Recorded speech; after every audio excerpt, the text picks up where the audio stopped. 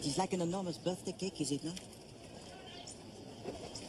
So strange and so out of place in this beautiful neighborhood. Near the end of the last century when it was being built, so many of the great artists, they lived here. Oh, yes. Renoir, Manet, Van Gogh, so many. It amuses me to imagine their dismay as they saw it being constructed. Well, actually, I think it's rather beautiful. You know, when they lived here, mademoiselle, Montmartre was just a village in the countryside. A strange church for a village, n'est-ce pas? However, for myself, I am very happy that it is no longer the countryside. I greatly prefer under my feet the paving stones. Excuse me.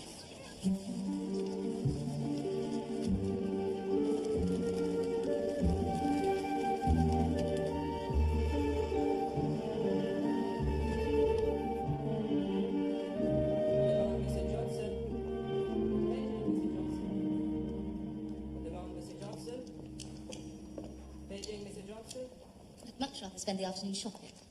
There are so many gorgeous shops in Paris, it's quite absurd. We've already bought the tickets, darling. It is why we came, Cecily. Yes, Felicia, thank you.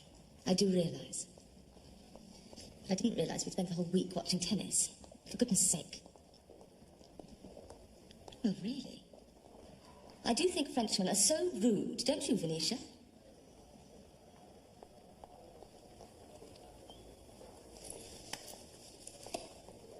Where's Madeleine? Madeleine?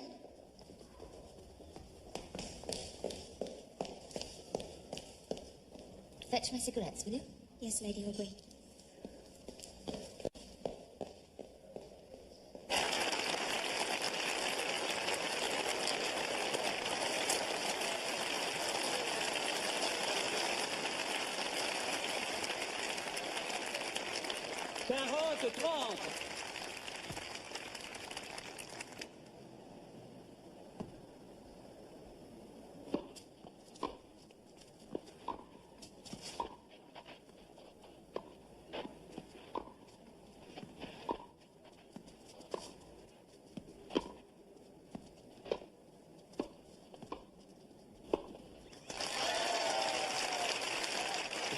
Monsieur Perry.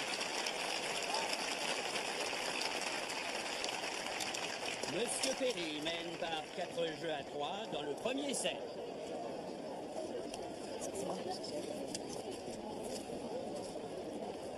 Sorry.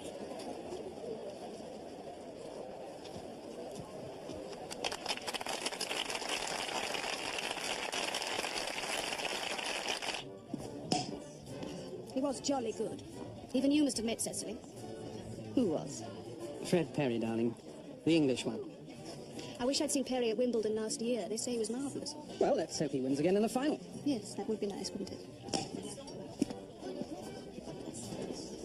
Hello. I felt I ought to apologise, in case my clapping deafened you. Oh, no, don't worry. Did you enjoy the game? Oh, yes, it's a wonderful tournament, isn't it? I'm Norman Gale. Jane Grey. Wasn't she queen or something? Briefly. No relation, I'm afraid. I'm just an air stewardess. Well, I hope you're not flying back before the final. Oh, no, definitely not. I wouldn't miss it for anything. Good. Garçon. Garçon. Oh, for heaven's sake.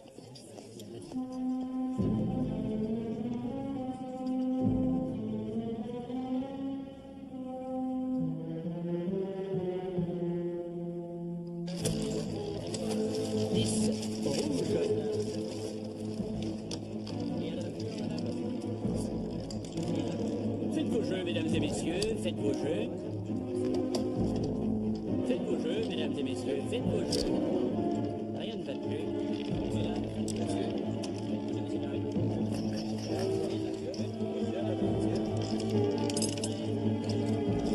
Quinze, noir. Faites vos jeux, mesdames et messieurs, faites vos jeux. That was a lovely dinner. Thank you, Stephen. Glad you enjoyed it. You mustn't worry about Cecily not turning up. Really. There's probably a perfectly good reason. She's probably back at the hotel now. She's been worse than ever this week. It was marvellous that you could come with us, Venetia. I'm very good at being a friend of the family. It's my role in life, I think. What's wrong with that? Monsieur. Good evening.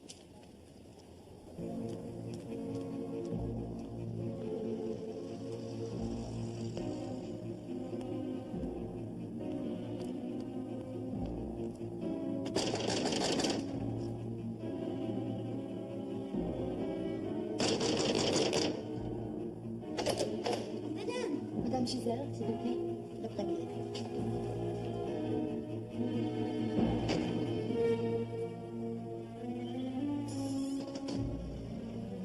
I will not tolerate it. Do you understand? I will not tolerate it.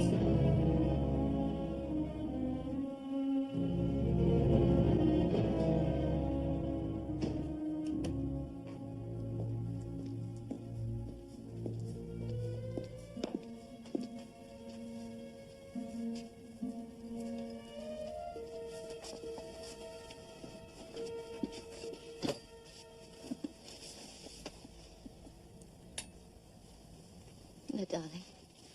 Can't you sleep? It's 3 o'clock. Is it? Did you see her? Who? That woman. I might have paid her just a little visit, Stephen. On the other hand, I might not. I suppose you went to the casino. I might have spent just a few francs, yes, Stephen, I must confess. I'm not helping any more, Cecily. I'm simply not. You'll just have to tell her. Don't get so excited, darling.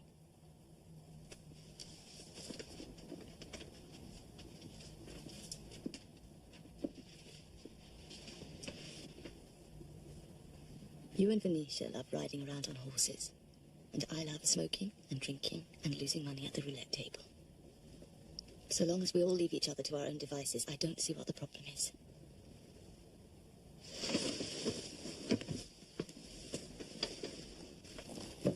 I'm going back to London in the morning. You missed the final. What will Venetia think?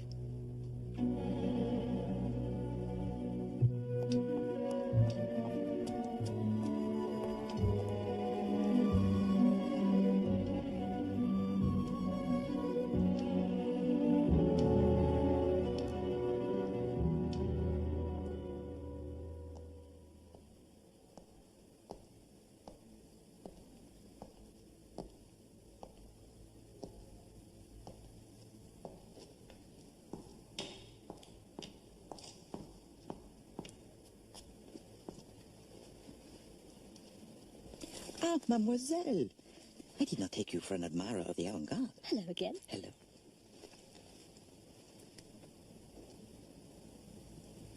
You're a little baffled by what you see? Yes, I'm afraid I am, actually. Well, it's hardly surprising, mademoiselle. The surrealists, you see, they free themselves from the demands of logic. They do not paint what we see before us, the real world, as we call it. No, no, no. No, they struggle to express the unconscious, the dream world. Though one cannot approach the work in a way that has logic. You have to experience it. You have to open your mind to it. That is all. Come, I will show you more. So, Mademoiselle Gray, how does the world look now that the surrealists have opened your mind to it? It's all looking a little strange now, actually, but I'm sure it's only temporary. It's been fascinating meeting you, Mr. Poirot. Ah, no. You are too kind. No, it has. But now there's a little bit of Paris I'd like to show you. Somewhere I'm almost sure you've never been. Oh, I've seen much of Paris, Mademoiselle Gray. Do not be so sure.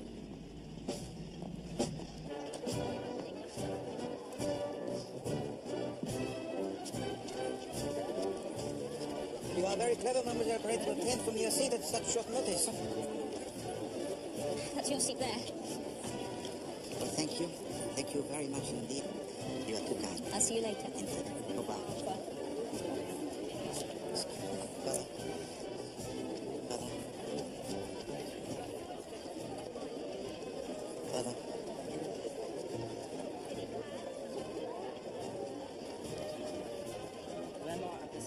I really don't know why you're staying, Cecily. Why didn't you go back with Stephen?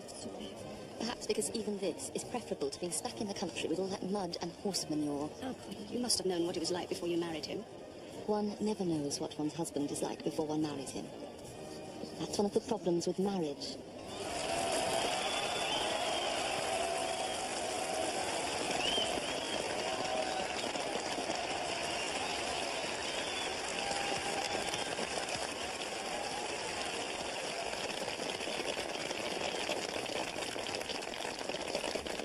you're not staying for other reasons. What do you mean? What about that actor friend of yours? Isn't he keen on tennis?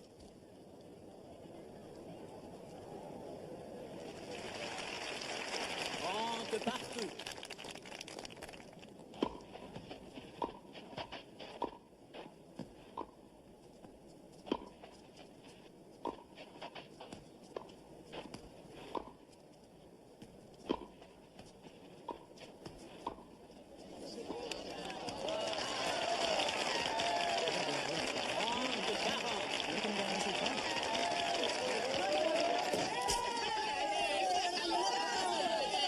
It is interesting, is it not, how the British regard tennis as their own invention, and any tennis trophy as rightfully theirs? When the truth is, it was a French game originally. Jeu de paume, 11th century, I think. It was a jolly good game, wasn't it? And Perry absolutely thrashed Von Cran. All right, are you going to Wimbledon? For myself, I think not. Depends if I can get the time off. Me too.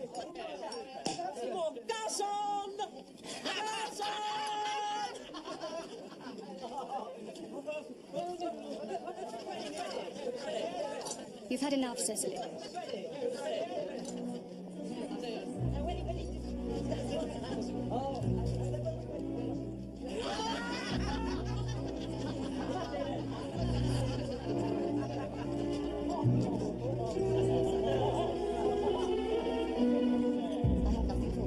Nothing. Do you hear?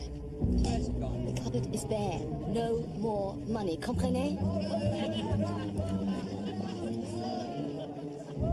Pardon.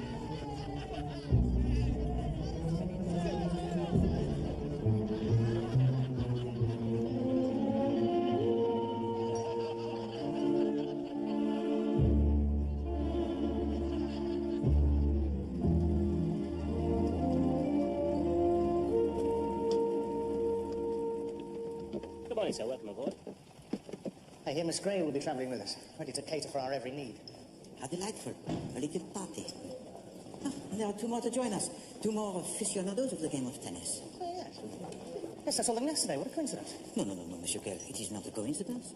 You will go to Paris for the tennis finishes, you go home. What could be more logical? Bonjour, monsieur. Le bouger, s'il vous plaît.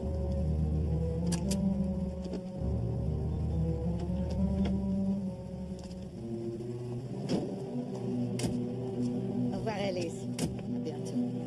Au revoir, madame.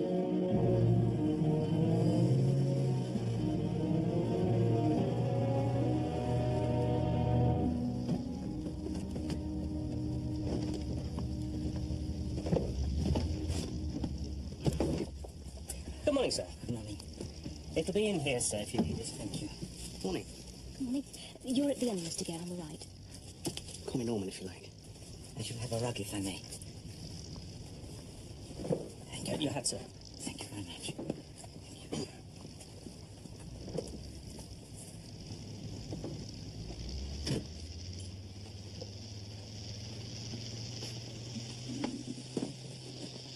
This way, ladies. Lady Horbury, Miss Kerr.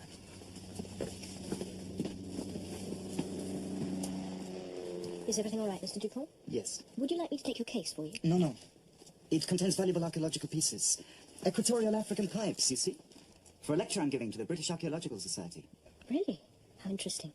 If you'll excuse me.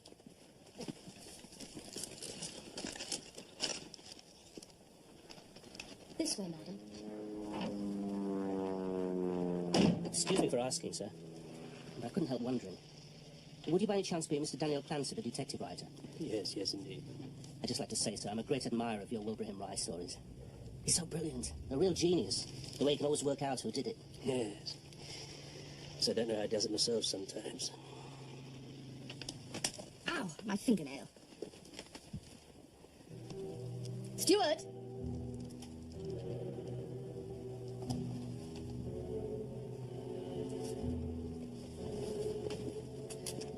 Steward!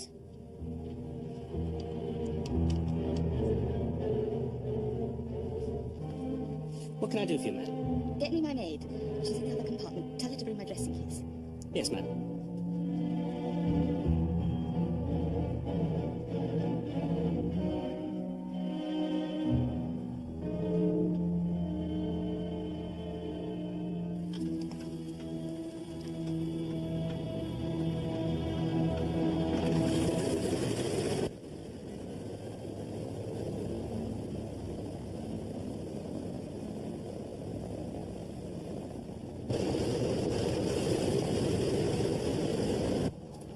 Thank you, Madeline. That'll be all.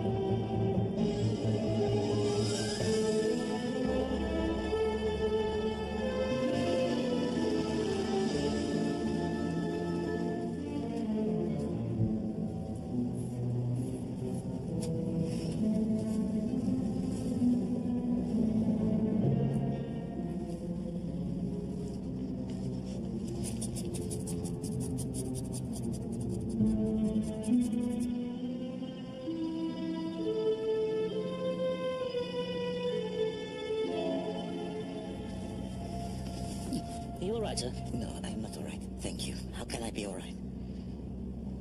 Would you like something to drink, sir? No, thank you. Mon estomac.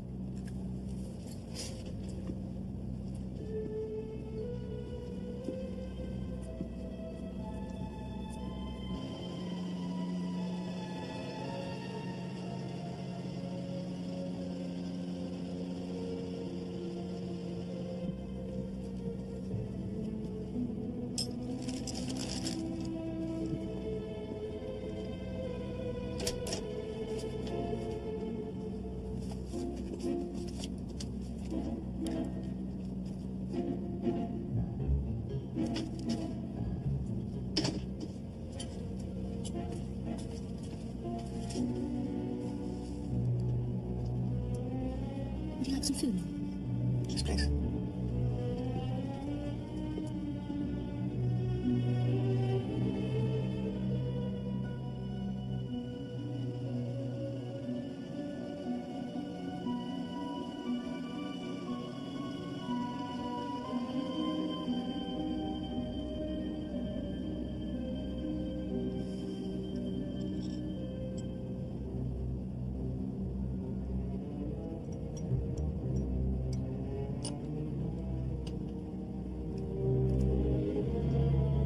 If you wouldn't mind, Cecily. My throat. Of course not, dear.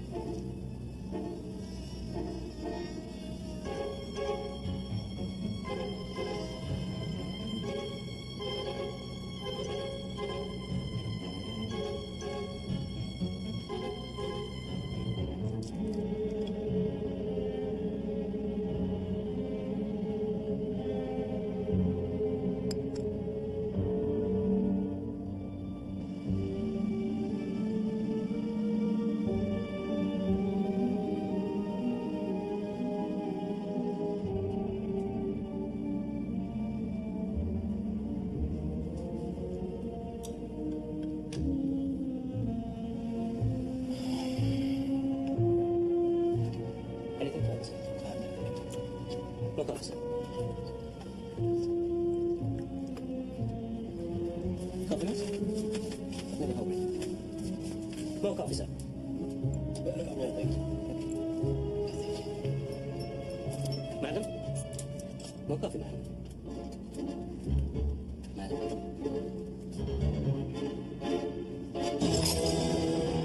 God. Is there a doctor? What is it? Is anyone a doctor? Well, it aims us to find me of any help. What is it? What has happened?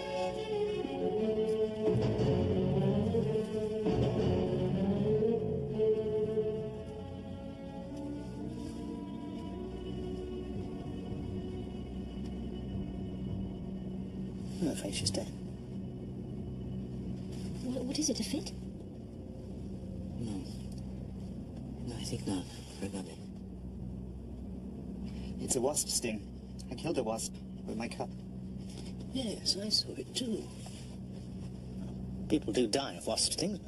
You must get back to your seats, please, gentlemen. We're about to land. Qu'est-ce que c'est que ça? Another wasp.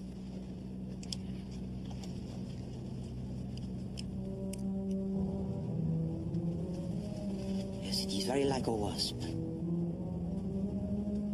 But it is not a wasp.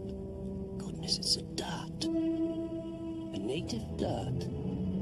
South American, I think. You have seen one of these before, monsieur? Yes, yes, indeed. Better be careful. Yes, you are right. We must be very careful. Because unless I'm very much mistaken, mes amis, the end is coated with poison.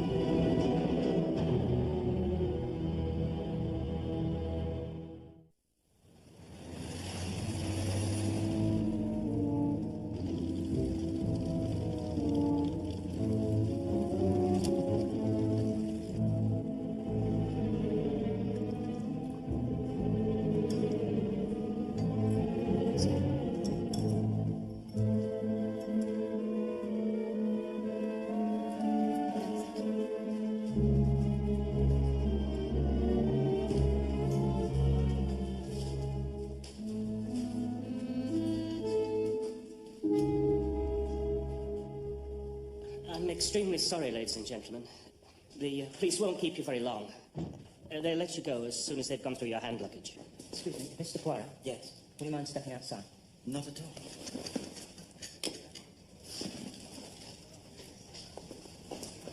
I knew there was something suspicious about him. Didn't I say? Thank you.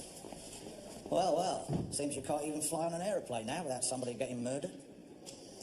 I've been onto the Sûreté in Paris. Spoke to a chap called Fournier. Inspector Fournier? No. I asked him to find out about the murdered woman, but he knew all about her already. Her name's Giselle. Marie Giselle. Well-known moneylender. Specialised in lending to society people. Always kept an ear open for their latest scandals and then used them to blackmail them when they got behind with their payments. Anyway, what can you tell me? I gather you were sitting just a few yards from the scene of the crime. Unfortunately, Chief Inspector Japp, at the time of the murder, I was asleep. Asleep? Really? Oh, well, well. Still, I dare say you have a theory or two about who committed it. How could I possibly have a theory, Chief Inspector, when I still do not fully comprehend what happened? A bit odd, though, don't you think? Death by poisoned dart on a British aeroplane. Bizarre, isn't the word? John Dupont. Large book. In French. Cigarette holder. Ivory, I should say. Small notebook. Full of scribbled notes. Ornamental hollow tubes. African pipes, I think you will find. I was not asleep all of the time, Chief Inspector. I heard Monsieur Dupont tell it to the air stewardess, Mademoiselle Jane Grey. Monsieur Dupont, he is an archaeologist. Could be what we're after. What exactly are you after, Chief Inspector? Well, the question I'm asking myself, Poirot, is how did the dart get into the body? You refer, I assume, to the method used by the South American Indians, who shoot the native thorns, such as was discovered by the body, through the wooden tube, n'est-ce pas? Well, yes. But how do you know about South American Indians? Because I have talked to Monsieur Daniel Clancy, the well-known writer of the detective stories, and creator of the celebrated gentleman detective, Monsieur Wilbraham Rice. No?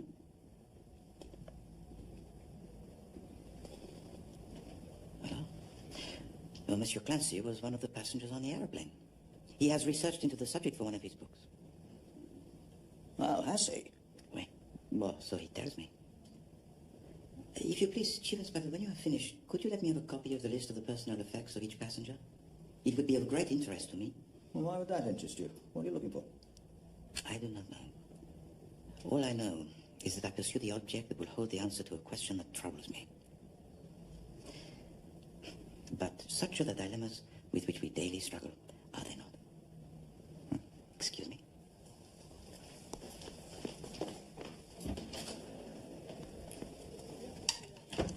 Very helpful.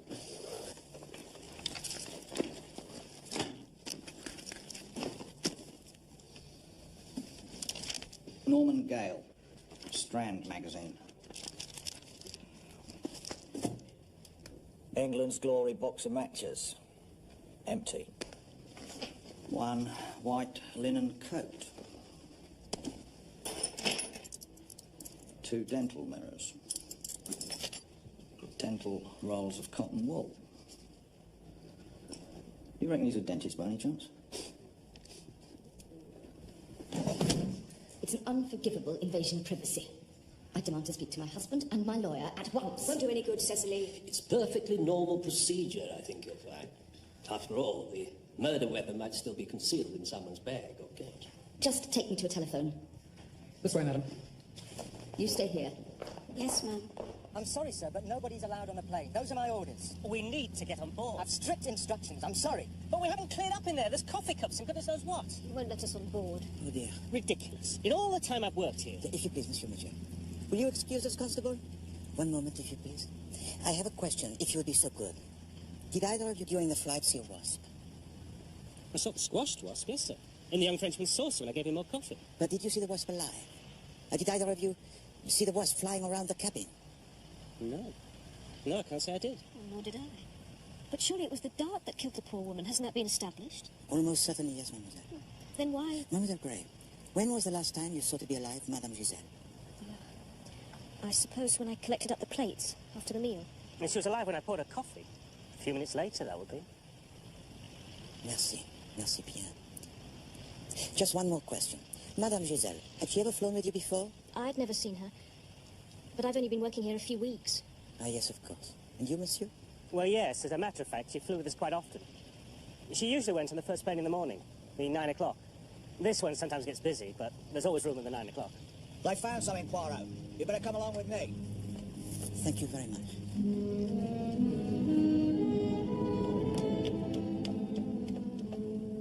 A wooden pipe, Poirot. So I see, Chief Inspector. Just what I was looking for. All we need to know now is how it got here. You see the markings? I think you will find that it is South American. Just as is the dart.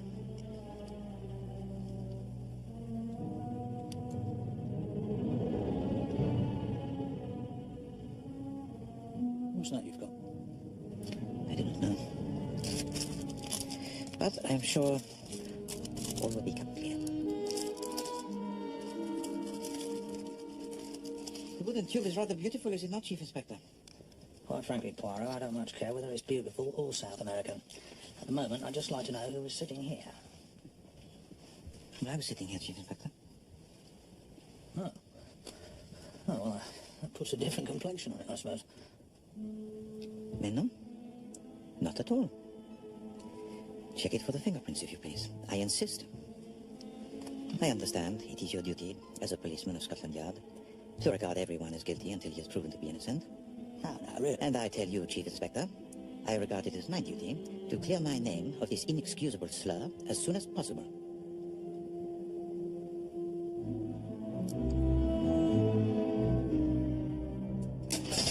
Stephen, I had to talk to you. I must warn you, something awful's happened. There's been a murder. Yes, on the plane. That Giselle woman.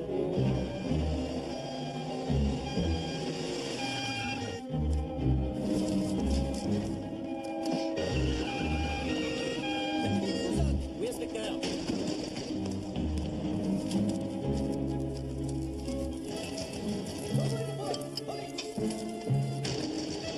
Ouvrez-nous tout de suite. Viens avec moi. Ouvrez, ouvrez. Ouvrez la porte. Ouvrez-la tout de suite.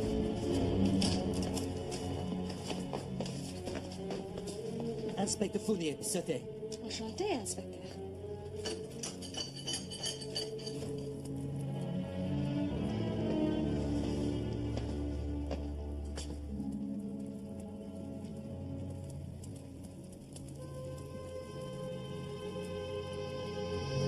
I demand to speak to the person in charge. Sorry, madam. Don't, madam. Do you know who I am? really doesn't What's make any going on? difference. Did you say? I've strict instructions. I think you will not to let discover, Chief anyone onto Inspector, the aeroplane. that it is Lady Horbury.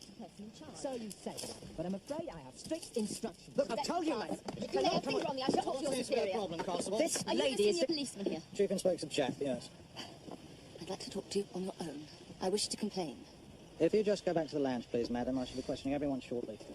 Chief Inspector Jeff, I think it would be better to talk to Lady Horbury now. She was sitting in a seat directly in front of mine. Oh, was she? Right. Right. All right, Constable.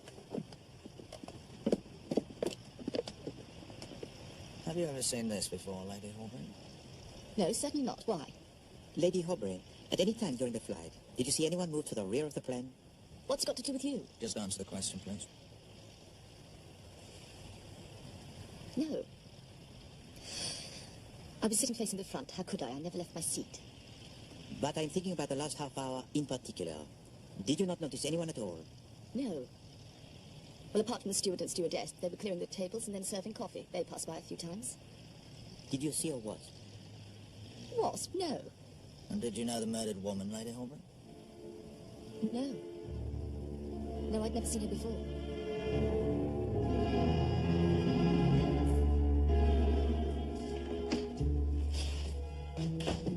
Just when I thought we were getting somewhere.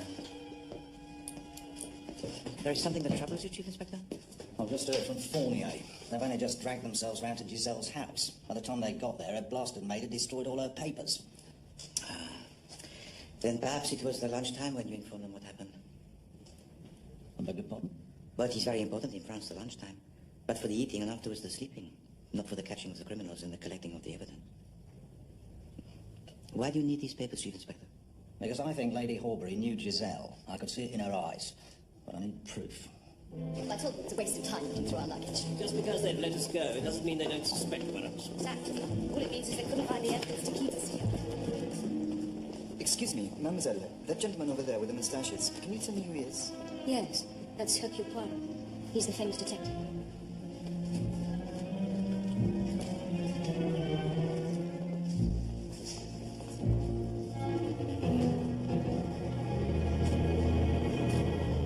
Tell me, did either of you see anyone pass by Madame Giselle during the flight? Yes, I did. I was handing out the meals. I saw Mr. Clancy walk right by her. He was carrying a book. I assume he'd taken it from his bag or coat. He went straight back to his seat with it. Did he pause as he walked by? Or do anything in any way unusual? I don't think so. But I wasn't really concentrating on him. I'm still not used to work. I was terrified of dropping the food. I see. And did either of you see anyone else get up? No. Well, actually, I got it myself, but only to go to the toilet. Which is at the other end of the cabin? Yeah.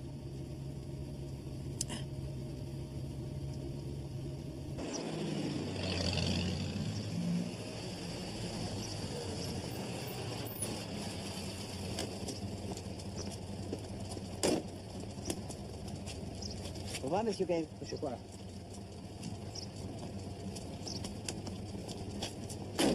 What an impressive house. Yes. I wish I could say it was mine, but I'm afraid it's my uncle's. The surgery's here, too. We both work here.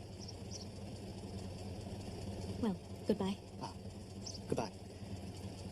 I was wondering, are you possibly free for dinner? Perhaps tomorrow night? Goodness. Well, how lovely. Yes. Yes? Good. I'll telephone you tomorrow.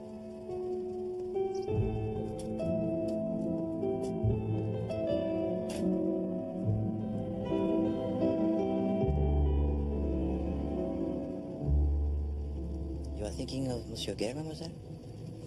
No, actually. I was thinking of Mr. Dupont. The archaeologist. Why is it that you think of him? Well, because he came up and asked me who you were. It was a bit odd, that's all. And so you see, to Poirot, nobody is above suspicion. Well, I hope you don't think either of them killed the poor woman. En effet, mademoiselle, either could have done it. Merci. Monsieur Gale, because he could have had access to the poison, he would have known the doctors. For him, it would be easy.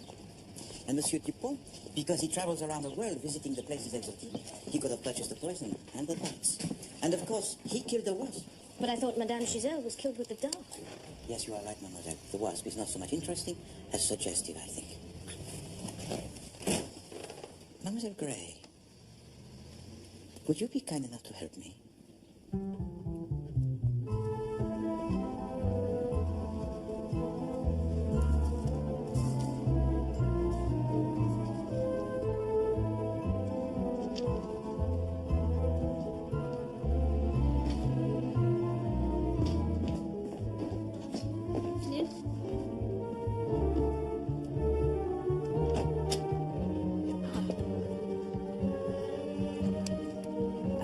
Thank you, mademoiselle.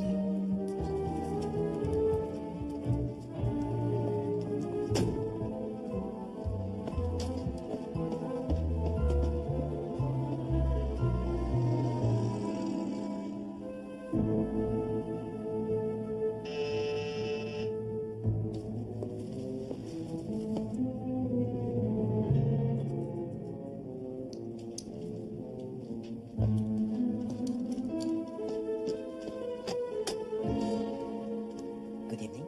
Mr. Poirot. Yes? I'm Lord Horbury. Ah, yes. Please.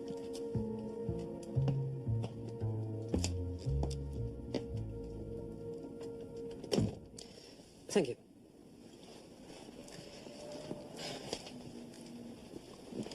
You see, my wife, well, in many ways, she's just not suited to the life I lead. It's a bit of a washout, really, our marriage. It's entirely my fault, I freely admit that. I fell for her, you see. Hook, line, and sinker. Well, she was an actress. You know what actresses are like. No. What are actresses like, Lord Horbury? Well, all things to all men, in my experience. I mean, she played the country lady bit to perfection, until she got bored with her part. So why do you come to me now, Lord Horbury? Well, we've had the police round already. I don't know how they found out, but they discovered she knew the murdered woman. And do you believe that this could have been sufficient justification for her to kill her? No. As I said, we don't get on. We don't get on at all. But God, I know what she's capable of. And she's not capable of murder. Never.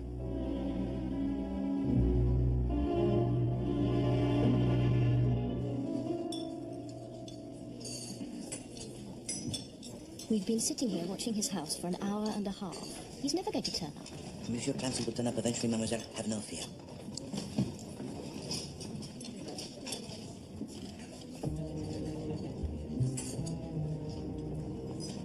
There he is.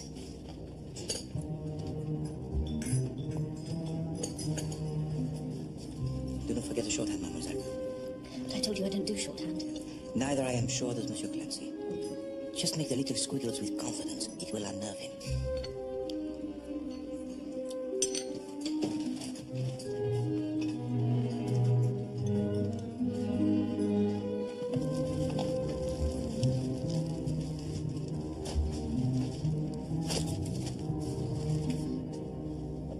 Monsieur Clancy, I confess, I am at a loss. I try to deduce who is the murderer of Madame Giselle, but there are several suspects. The little grey cells, never do they let me down, but in this case... And so in despair, I come to you. Why me? Because, Monsieur Clancy, I'm a great admirer of your detective, Monsieur Wilbraham Rice. Such logic, such a mind. Indeed, Monsieur Clancy, I have read everything that you have written. Now, Mademoiselle Gray here has agreed to assist me. I know that you will have some theory of your own about who committed the murder. If you would be so good to tell it. Then, Mademoiselle Gray will take it down so that I may absorb it later. I'm sorry, no, it's impossible. Oh, come, monsieur, you are too modest. I'm useless at this sort of thing. Wilburn does it, you see. He works it all out for me. It's quite brilliant. He was helping me only just now when I was out. We were retracing the steps of a murder. Terrible stabbing. Monsieur Clancy, I am talking about a real murder. And one of the chief suspects is yourself. Oh, yes. You had the opportunity. And you were observed to pass by Madame Giselle during the flight. I deny it.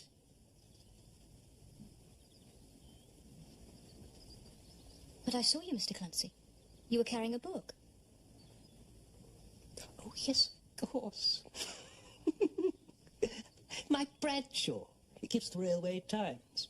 Wilburn told me to go and get it, to check the villain's alibi. He was absolutely right. Really cracked it. I've never noticed it myself. Perhaps Monsieur Rice could solve another puzzle. You told to me that you knew of the South American Indians and their poisoned darts because of research for one of your books. Unfortunately, Monsieur Clancy, there is no mention of this subject in any of your books. But to my surprise, what do I see on your shelf?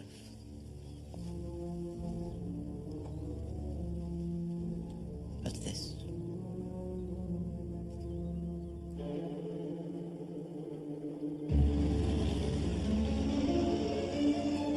With the powers invested in me by the Registrar of Paris, I now declare you man and wife.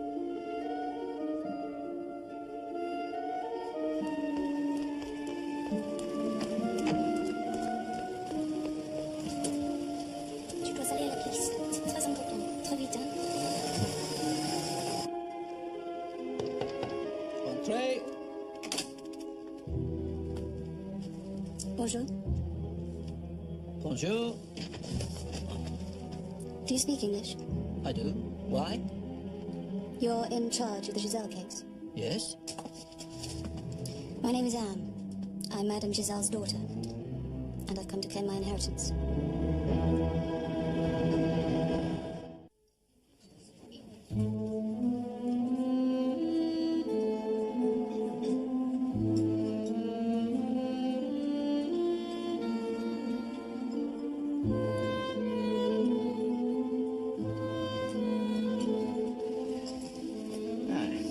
Looking forward to the flight, Poirot. Going to be a bit bumpy, they told me. Gale force winds forecast over the channel. I have checked already, Chief Inspector. The air, it will be beautifully calm all of the day. Otherwise, I cancel my flight and you go on your own. Just a joke. Anyway, I've been talking to Lord and Lady Horbury again. I admire your industry, Chief Inspector. And Venetia Kerr. It's quite clear that Lady Horbury went off gambling every night in Paris and used to come back in a terrible state. But the morning before they left, she was particularly desperate. Which you assume is connected with Madame Giselle. And so we return to Paris to see what else we can find to finally incriminate the Lady Horbury. Well, yes, that's what we're going for, isn't it? Or have you got a completely different theory you're not telling me about? I am reaching certain conclusions, Chief Inspector. But conclusions which do not yet fit together, unfortunately. First, I conclude that the wasp is of vital importance. Yes, but she wasn't killed by the wasp. Forensic have already confirmed that. And secondly, the sudden appearance of the daughter of Madame Giselle, who we assume will inherit the money of her mother. Unless they find a will that says differently. Of course, it is possible that the daughter might be an impostor. Or perhaps Madame Giselle did not even have a daughter. Sir? Ah, Would you care to order? full English, please.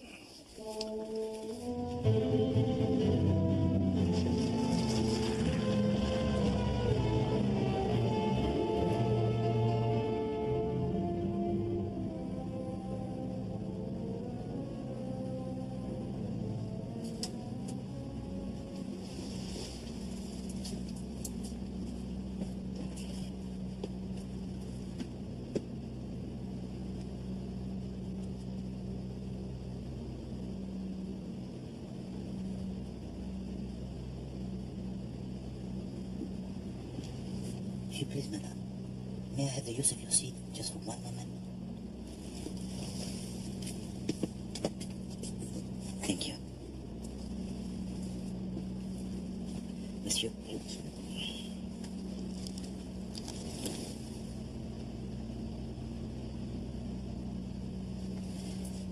Thank you.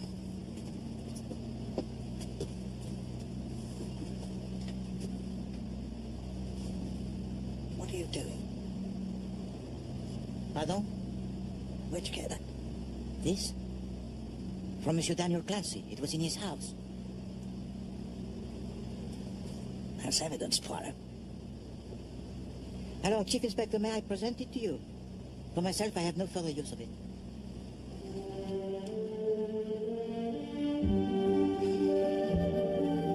I hope you're not going to make an exhibition of yourself here like you did on that plane. Well, my experiments were very useful, Chief Inspector. They showed how dangerous a woman is Lady Horbury. Well, exactly. I mean, to be able to blow the poison dart from one end of the cabin to the other, first, she must have a lot of puff. Secondly, her aim must be as good as that of Fred Perry himself. And finally, She must have been able to become invisible so that no one on the plane saw her do it. I apologize, mon ami. Poirot has gone too far. I'm surprised at you, Poirot. You of all people. I mean, what we're talking about here is the psychological moment, surely. Whoever murdered Giselle, whether it was Lady Horbury or even Daniel Clancy, clearly they chose just the psychological moment when no one was looking, so they could shoot the dart from wherever they wanted.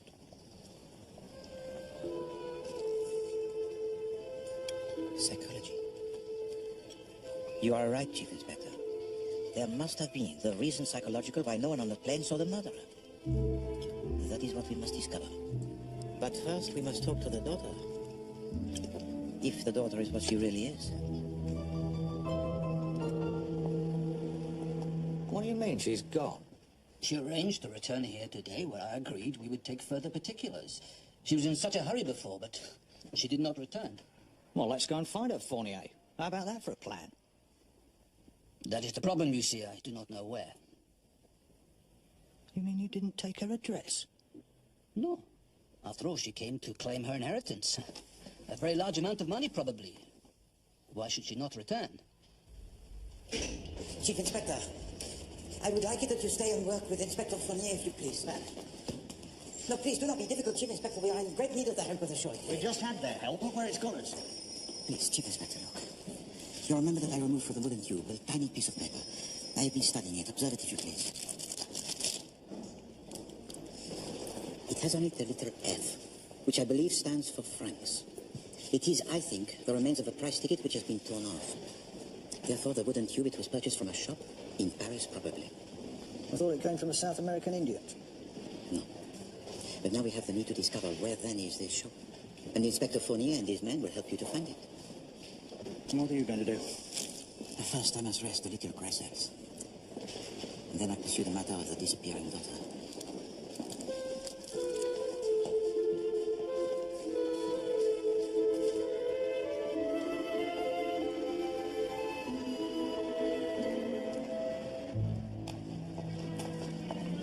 Demande Madame de la Roche.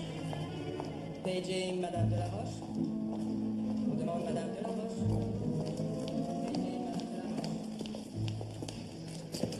Bonjour. Bonjour. Un homme réserve une chambre pour moi. Il s'appelle Poirot.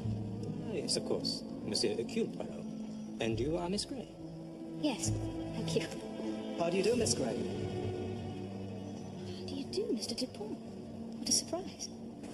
Where are we going? I want to show you some of the remarkable things that archaeologists have in the past unearthed, Miss Gray. Oh, wait a minute. This is ridiculous. How did you know where to find me, Mr. Dupont? It was easy. I telephoned the airline. I said that I was your brother, that I urgently needed to contact you. But why? Because I need your help.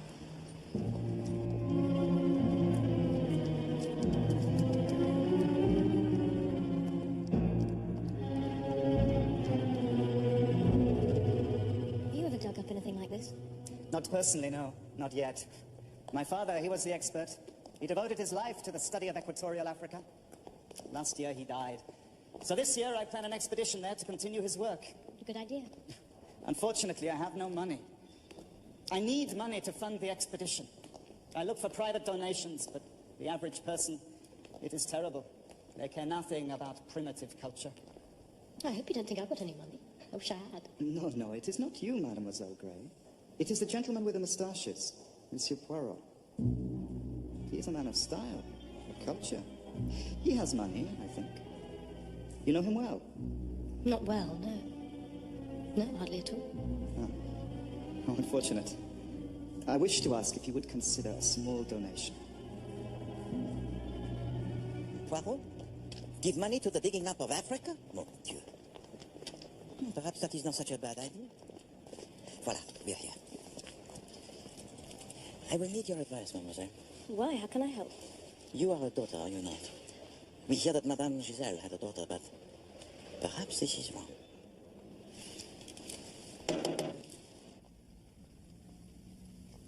This is an eerie place. So cold and unfriendly. Not what I would consider a home. I mean, there's nothing personal in it. Nothing at all. You're right. S'il vous plaît. There are no souvenirs, no photographs, no memories. Est-ce que Madame Giselle avait de la famille, Elise? Non, monsieur. Ses parents sont morts. More? What, she's saying that someone's dead? Her mistress has no family. Both her parents are dead. Avait-elle des enfants? Non, aucun. And there are no children? Quand c'est curieux, Lise. Une femme dont le nom est Anne Giselle vient de refaire surface.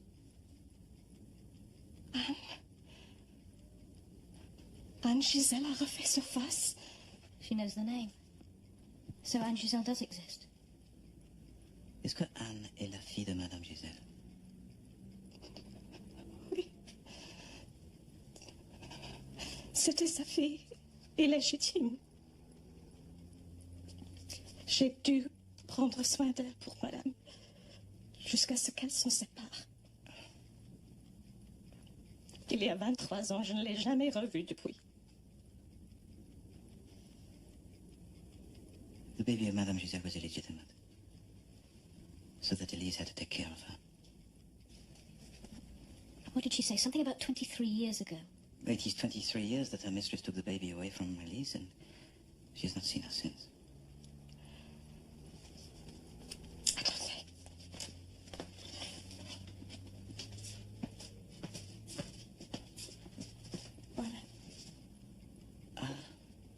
Merci.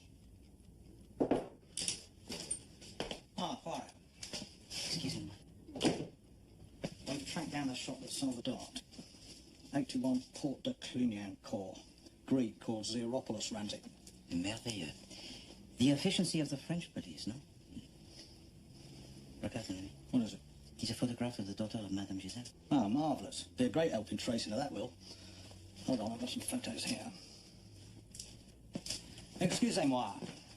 Have any of these people ever been here? Reconnaissez-vous quelqu'un, Alice? Non. Encore une question, s'il vous plaît. Est-ce que vous qui avez réservé la place de Madame Giselle sur le vol? What are you asking? Oui. Alors pourquoi n'a-t-elle pas pris le vol de 9 heures du matin? Il était plein. Il n'y avait plus de place. I asked her why Madame Giselle did not take the morning flight as was usual for her. Why didn't she? Because the 9 o'clock flight, it was full, évidemment. There was no room on it. Well, I can't say fairer than that, can you? Qu'est-ce qui se passe, hein? Ah, excusez-moi, madame. Oh, qu'est-ce qu'il y a ici? Qu'est-ce que c'est de passe, hein? You speak English? Quoi? Qu'est-ce que vous dites, hein? English?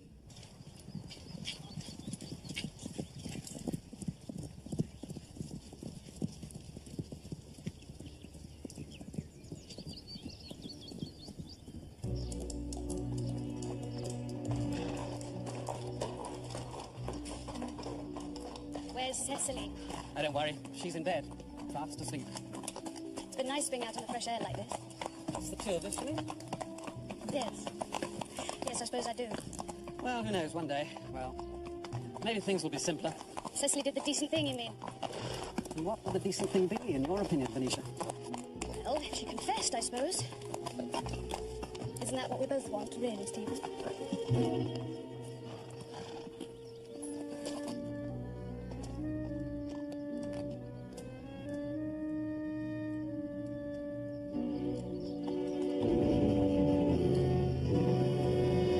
Jack here. Yes, I know it's crackly. I'm talking from France. I want you to find Lady Cicely Horbury at once. H-O-R-B for Bertie, U-R-Y. Belgravia. Oh, yes, another place, a big house in Suffolk. Well, look it up in the file. And don't lose sight of it. What? Yes, and ring me back as soon as you've traced her. Morning, Fournier. Sit down. So, what have you found out for me? I've been to see Madame Giselle's lawyer, Inspector. Chief Inspector. Chief Inspector. I have seen the will, and it is true. Madame Giselle left her daughter, Anne Giselle, all her money, except for a small amount for the maid, Elise Grandier. I see.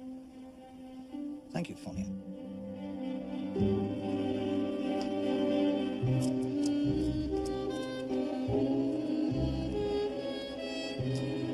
That is correct. The 9 o'clock flight was full, so I booked Madame Giselle on the midday flight. How strange. Why? What's strange about it? Flights are often booked up well in advance. But not this one, monsieur. What do you mean? I'm an air stewardess. A colleague of mine was on the 9 o'clock flight. She told me it was virtually empty. So perhaps you can now tell me the truth, monsieur. Well, very well. A man came in. He gave me 4,000 francs to tell her the early plane was full. There didn't seem to be any harm in it. I didn't know she was going to be murdered. Describe this man, s'il vous plaît. He was an American, tall, young, with a goatee beard and glasses. Thank you. Ah, yes. With glasses and a hat. And he chewed gum like all Americans. And his French accent. It was terrible. Of course. Bon. Look, I will show you the tray where I keep the wooden pipes. The junk tray, I call it. I keep it for all the Americans. No. I bring it to you. Enjoy the sun. Merci.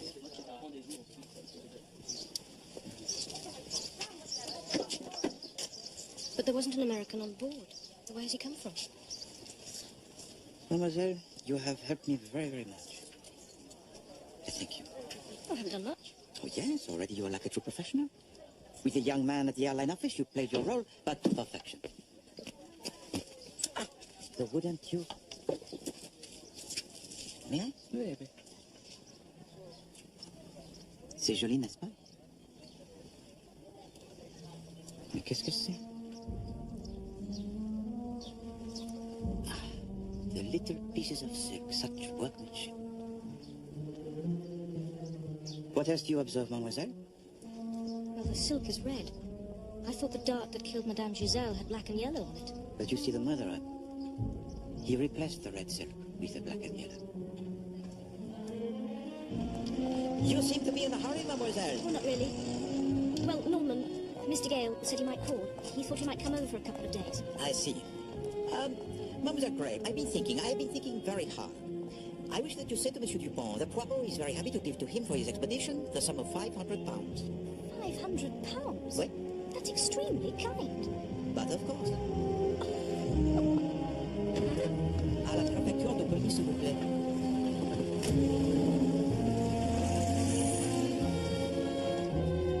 What if that woman Fournier let slip is not the real daughter, Poirot? Who else do we know who is of an age that would be correct for the daughter of Madame Giselle? I tell you. We know 3 women. The Honorable Venetia Kerr, Mademoiselle Jane Grey, and the Lady Horbury. All 3 were on the aeroplane. Well, I'd still pluck for Lady Horbury. But why, Chief Inspector? Well, for one thing, because that concierge at Giselle's finally admitted that she recognised her. She told you this? Said she'd been there several times. The last time she stormed out, slamming the door behind her. You discovered all this while knowing virtually no French? Chief Inspector, you're a miracle. Well, a bit of ingenuity, expressive hand gestures, that sort of thing. Thank you. We make progress, Fournier. Chief Inspector Jab believes that Lady Horbury committed a murder, whilst I have discovered that the purchaser of the poisoned dart was a man. It can't be. Mais oui, an American. Or he seems to be. He chews gum, he wears the American spectacles, and speaks with the most terrible French accent. But it is easy to be an American in Paris, n'est-ce pas, Fournier? Mais oui, certainement. So I suggest that he is a stage American. You mean it was a disguise? So it cannot be Lady Horbury? Unless she has an accomplice. Now that is possible. Wasn't there some gossip about her in the newspapers? About her having an actor friend? Not in the newspapers that I read, Chief Inspector, but you may be right.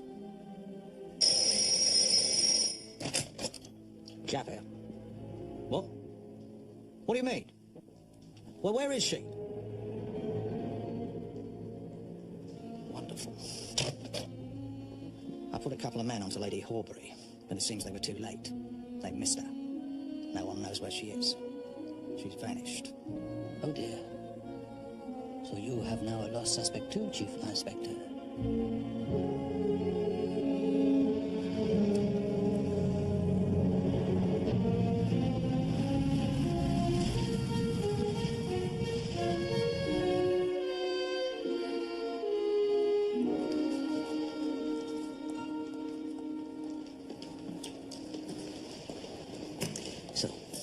Now I leave you, mademoiselle.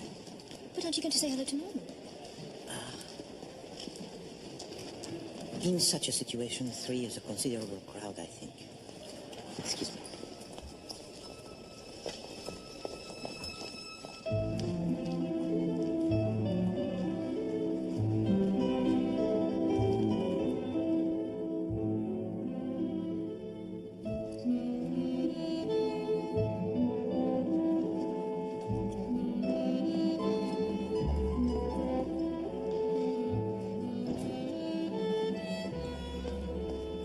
Monsieur Mitchell, is it not?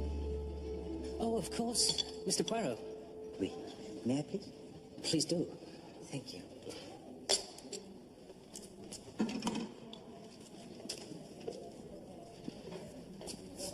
No more murders, I hope, Monsieur Mitchell.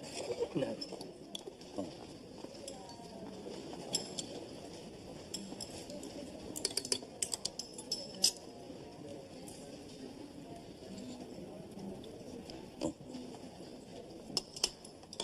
You know, it is truly fortunate to meet you here, Monsieur Mitchell.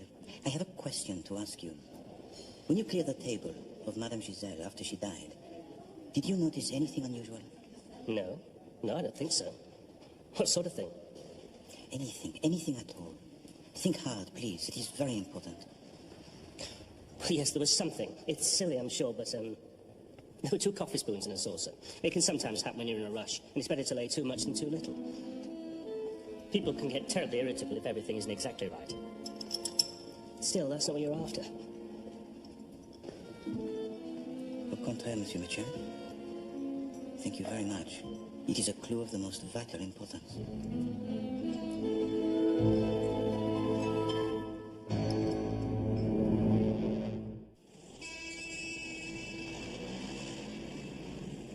It's so nice to be able to spend time together in Paris.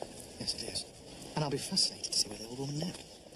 Anyway, why do you think Poirot suddenly agreed to give Dupont the money? I don't know. Why do you think it's odd? Do you think he's worked out some theory? What? For Jean Dupont murdered Giselle? Do you believe he could have done it? I don't know. He's a bit funny. But he seemed quite nice to me. Oh, nice. Not that nice. This is her house. We're being watched.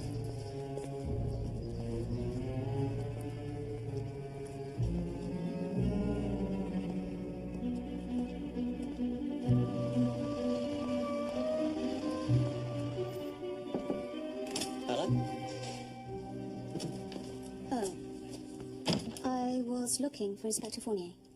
How can we help you, mademoiselle? Madame. Madame. Pardon. Well, I've come to apologize. You see, I came to see Inspector Fournier a little while ago about a rather important matter.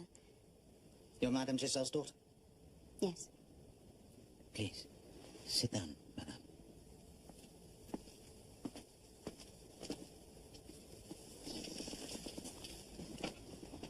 It's unforgivable, I know, but I was in such a frantic state. You see, I only read about her death the day I was going to get married. The minute the ceremony was finished, I hurried over here, and then I wished I hadn't. I felt awful about my poor husband just waiting for me, and we couldn't possibly cancel the honeymoon. So I just didn't come back. Until now, when the honeymoon has finished? Yes. Do you have any idea of the trouble you've caused, Mrs. Richards? I think we need a few facts. For a start, how do we know you're who you say you are? I thought of that. I brought you my birth certificate.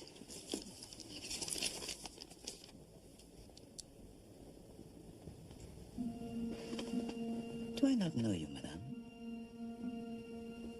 There is something about you that I seem to recognize. I don't see how. I was brought up in Toronto after my mother abandoned me. Do you know Canada? Alas, no. Were you ever in contact with your mother, Mrs. Richards? Not at all. She never came to Canada to see me. She never wrote to me. She obviously didn't care at all about me. And naturally, you hated her for this. I didn't care. That's all. Why should I? I just hope she's left me a lot of money.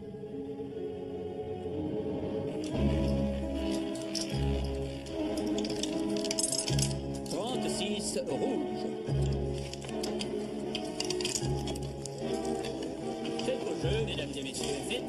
What's the matter? Nothing. What's money after all? Get me another drink, Raymond.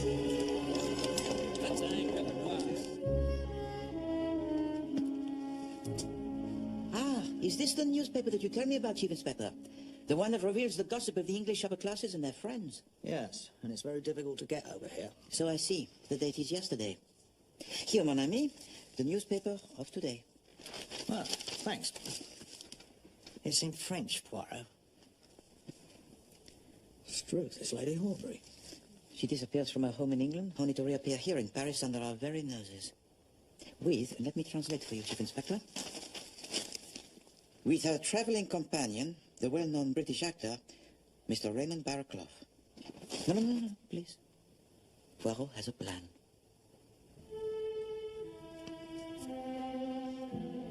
Is that all right? No. It is terrible. Regardez. Well, she won't be able to recognize me. That's what you wanted, wasn't it? Yes, but I did not intend that you should look like Santa Claus. Come, Monsieur Gale, into the next room and sit in that chair, if you please. Mademoiselle Gray, if you would be so kind as to hold the mirror. And Monsieur, if you will hold the towel. Eh bien, do not worry. Hercule Poirot will make you look like a human being again.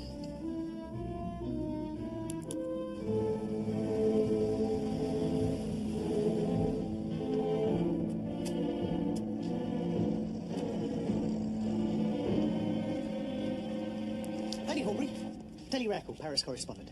I'm sorry to bother you, but we'd really like to do a piece on you for our series, The English in Paris. No, certainly not. No, really, Lady Horbury, the photographer will be here in just a second. Just a photo of yourself and Mr. Barraclough here. How dare you? Get away from us! I really don't think you should be taking that attitude. We'll be here again tomorrow morning, Lady Horbury. Obviously, we've got an excellent story here already. Now look what you've done. I'm sorry. Just leave me alone. You're pathetic.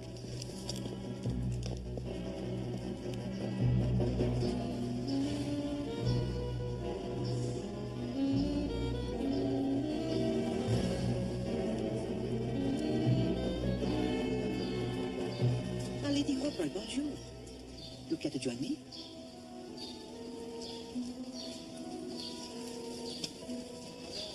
May I get you something? A coffee, perhaps? No. Thank you, I'm all right. A cigarette, perhaps? Thank you.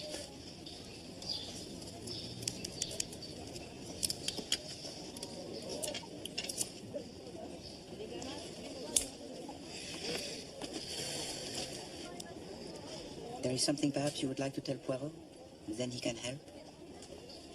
No, it's nothing, really. But I think that is not so. On the day before the murder, your good friend, Monsieur Barraclough, he was in Paris. Yes. And you saw him while you were in Paris.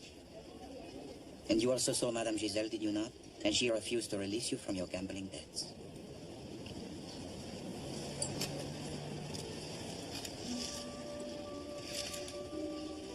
I didn't know what to do. Stephen wouldn't pay them. I knew he wouldn't, not anymore. They were enormous. Much more than he imagined. She threatened me. She said she'd tell people about them. People in London. I've never been able to hold my head up again. So the truth is that you and Monsieur Barraclough were delighted when she died? Yes. It was wonderful. Almost too wonderful to believe.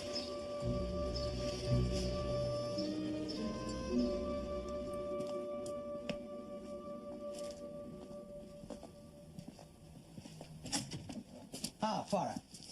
Chief Inspector? Mademoiselle?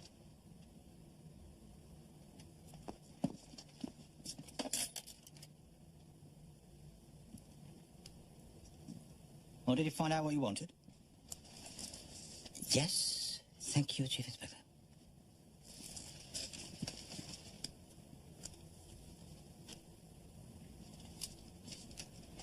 Anyway, I must go. My nail. I must file it.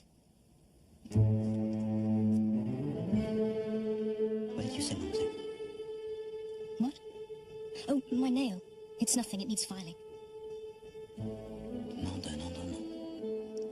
Now I understand.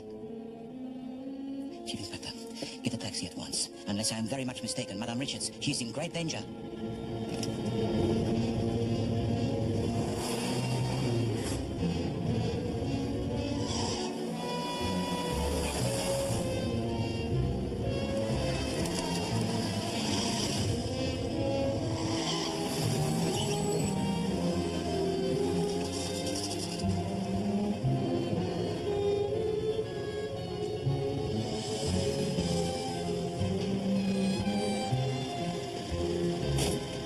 She left about an hour ago with an American.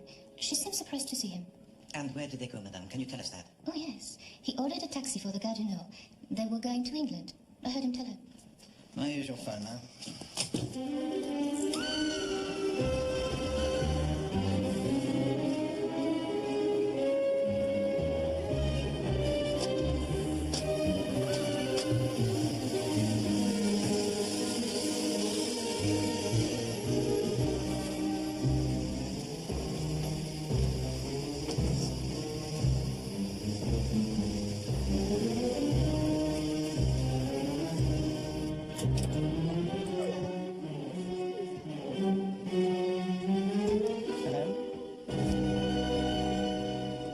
Suicide? That is what the police suspect, Monsieur Gale. That's terrible. Wait. What about her husband? Has he been told? I believe the police have been unable to trace the whereabouts of Monsieur Richards. So far. Is there anything we can do to help? I regret that it is too late for anyone to help the daughter of Madame Giselle. However, if you both would be so kind, there is something you could do to help. Please join me in my suite, as I have called together all those I consider relevant to this case. Why? Well, surely you don't think... Mademoiselle, I think only of apprehending the murderer of Madame Giselle. I hope you only think of that also.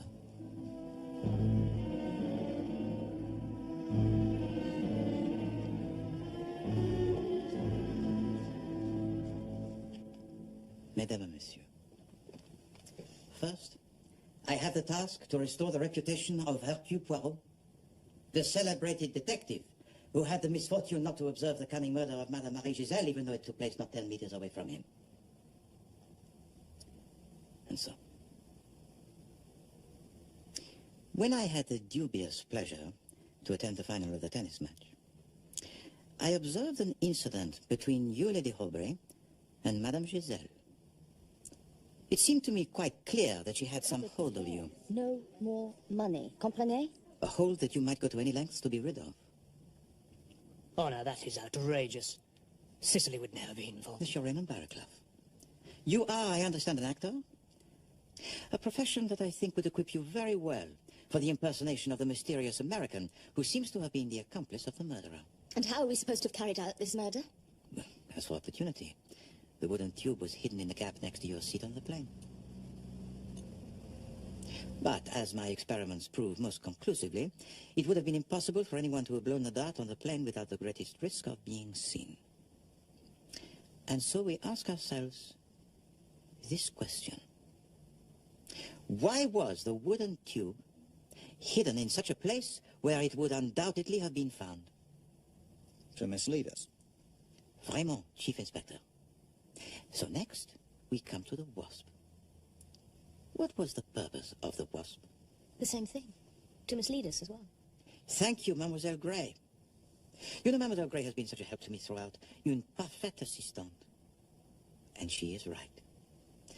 But by the time the body of Madame Giselle was discovered, the wasp, it was dead also, because it had been killed by Monsieur Dupont. It was buzzing around my coffee. But did you have to kill it, sir?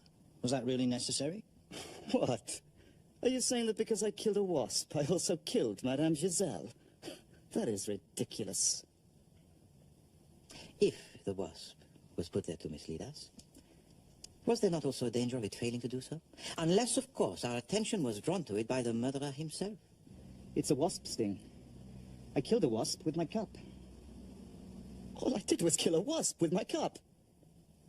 However, Mesdames and Messieurs, we know that the murder was not committed by the wasp. And we know that it was not committed by the use of the wooden tube. No. It was committed by the poisoned dart being pushed into the neck of Madame Giselle by the hand. Now, we know of only 3 people who passed by Madame Giselle during the flight. The 2 air stewards, Monsieur Mitchell and Mademoiselle Jane Grey, and Monsieur Daniel Clancy. Oh, really, I didn't come all this way to... So why did you come all this way, Mr. Clancy? Because it would have been too suspicious to have refused? How dare you? Monsieur Clancy displayed an expert knowledge of the murder weapon. Yes, it's a dart. Native dart. And in his house, I found a wooden tube very similar to the one we discovered on the plane. I told you. It was for a search for a book. For a book that you never wrote, Monsieur Clancy? Because Wilbraham wouldn't let me. He thought the whole idea preposterous. How can I write a detective story when my detective refuses to take any part in it? What's he talking about? I fear that Monsieur Clancy suffers from a malady common to many writers of fiction. His characters, they take control. At times they appear to him more real than the world around him. You mean he's a madman? A murdering madman, keeping away from me. Please, Lady Horbury, rest calm. Now, as for the 2 air stewards, I have already discounted Monsieur Mitchell. Well, that only seems to leave you, Miss Grey, wouldn't you say? Now, look, I'm sorry, I protest. This is past a joke. No. It's all right, Norman. I was indeed suspicious of Mademoiselle Grey. I was suspicious of her new friendship with Monsieur Gale. Was this friendship really new? Or was she the true daughter of Madame Giselle? But then, of course, at last, we met the real daughter of Madame Giselle. As soon as she entered the room, I was looking for Inspector Fournier. I was convinced I had seen this lady somewhere before. It was not until Mademoiselle Grey caught her nail that I remembered. That nail. I must file it. In the lobby of the hotel, when I first saw Lady Horbury, she was accompanied by her maid. Fetch my cigarettes, will you? Yes, Lady Horbury. On the plane, when she called out for the nail file, it was brought to her by this same maid, a lady that we later came to know as Anne Giselle. I've come to claim my inheritance. This is all very ingenious, but I'm afraid Monsieur Poirot doesn't really mean it. He keeps deliberately changing his story. First, poor Jane killed Giselle, and now her daughter did. No, Monsieur Gale. The daughter did not kill the mother. The maid of Lady Horbury, she left the first-class cabin at the start of the flight, and we know that Madame Giselle did not die until shortly before we landed. Then how did she die? You will recall, Monsieur Gale, that I asked you to disguise yourself as a reporter to go to see Lady Horbury. We'd really like to do a piece on you for our series. He was... I apologize for the deceit, madame. But you know, at first, the disguise of Monsieur Gale, it was hopelessly unconvincing, eh? But why? Why was the disguise of Monsieur Gale so unconvincing? There are 2 reasons for this. First, to make me believe that it would be impossible for him to impersonate the mysterious American, and secondly, and most important of all, to ensure that I would never learn the truth about how this murder was committed.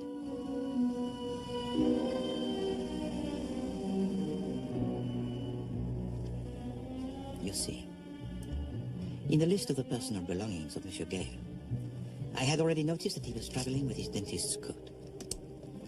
During the flight, when coffee had been served and the air stewards were in another part of the plane, Monsieur Gale makes the visit to the toilet. He changes into his dentist's coat and alters his appearance with the help of some cotton wool which he had brought for the purpose. He picks up a spoon, which gives him the task of a steward to carry out, and hurries down the corridor of the plane. He then pushes the poisoned thorn into the neck of Madame Marie Giselle. On his way back, while I was asleep, he put the wooden tube into the seat in front of mine. He then returned to the toilet and removed his disguise. Very good. Very good, Monsieur Poirot. You have thrown the real murderer completely off his guard. Now, could we have the real solution, please? I think you will find, Monsieur Gale, that the truth of how this crime began is even more intriguing. Anne Giselle hated her mother for abandoning her when she was a baby. She was brought up in Canada and came to England to work as a maid. By coincidence, she came into the employment of Lady Horbury and began to move into the high society. Despite your humble profession, Monsieur Gale, you aspired yourself to this society.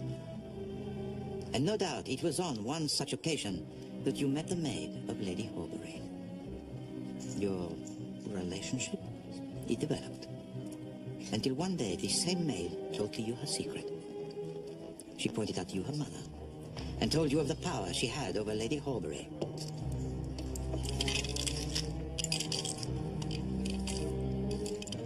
Of course, after 23 years, Madame Giselle did not recognize her daughter. And luckily for you, her daughter hated her mother so much that she willingly agreed to your plan. To murder her in such a way that Lady Horbury would be blamed. He planned all that. The police, very nearly. With Madame Giselle dead, it was essential that Monsieur Gale should not be married to the daughter. Anne would claim her inheritance, but in the event of her death, her husband would receive the wealth of Madame Giselle. But then Monsieur Gale learned that I had met Anne in the office of Inspector Fournier. He ordered a taxi for the Casino. He was terrified that I might discover that also she was the maid.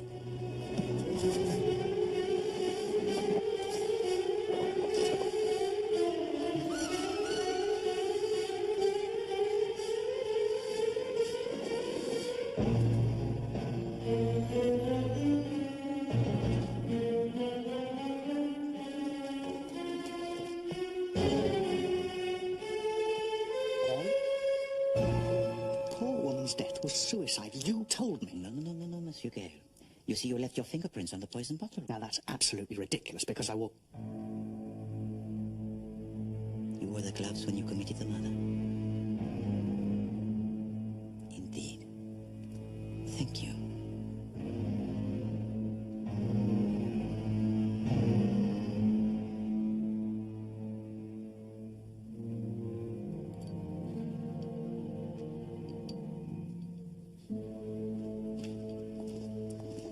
You better come along with me, sir. Why did you do it? For the money, Jane. For a very great deal of money. Why else?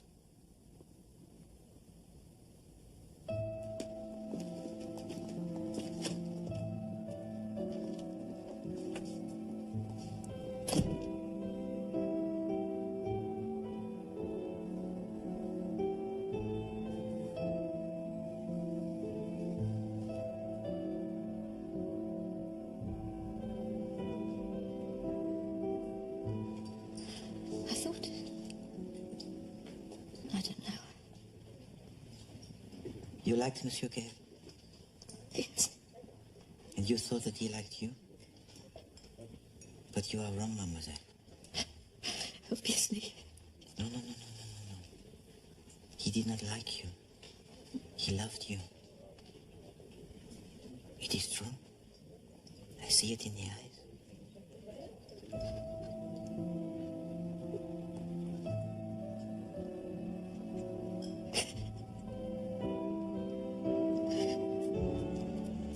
Getting a bit worried there, Poirot, in case you'd done it after all.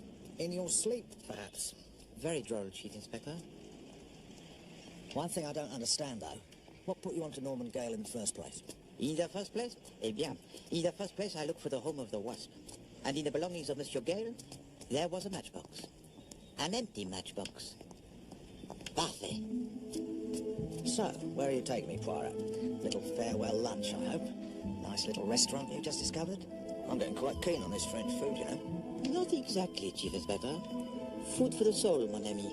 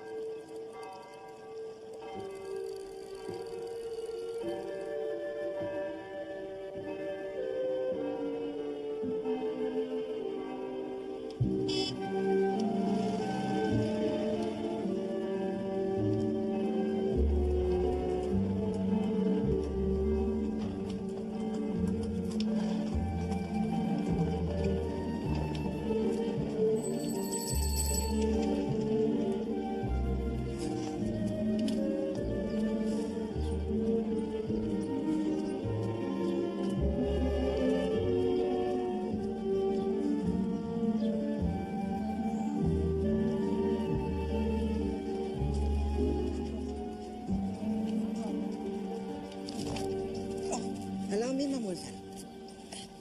Thank you. It's like an enormous birthday cake, is it not? So strange and so out of place in this beautiful neighborhood. Near the end of the last century when it was being built, so many of the great artists, they lived here. Oh, yes. Renoir, Manet, Van Gogh, so many. It amuses me to imagine their dismay as they saw it being constructed. Well, actually, I think it's rather beautiful. You know, when they lived here, mademoiselle, Montmartre was just a village in the countryside. A strange church for a village, n'est-ce pas? However, for myself, I am very happy that it is no longer the countryside. I greatly prefer under my feet the paving stones. Excuse me.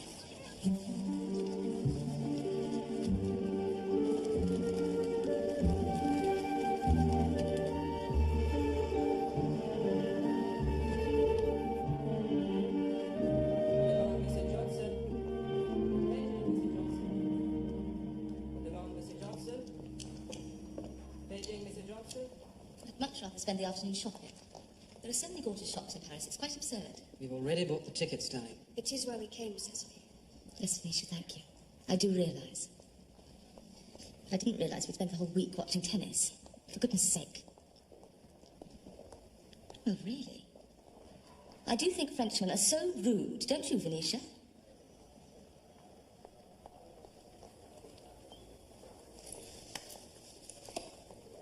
Where's Madeleine? Madeleine?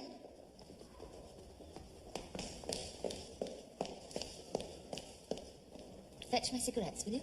Yes, Lady Aubrey.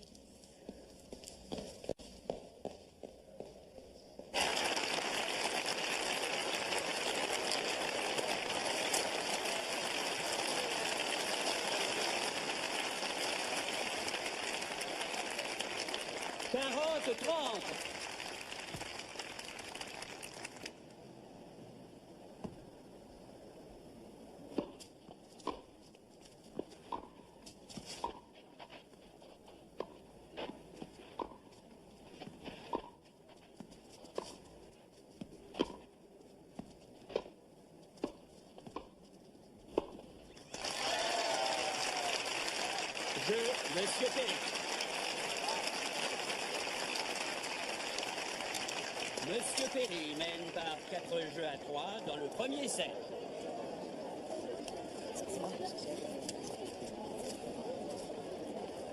Sorry.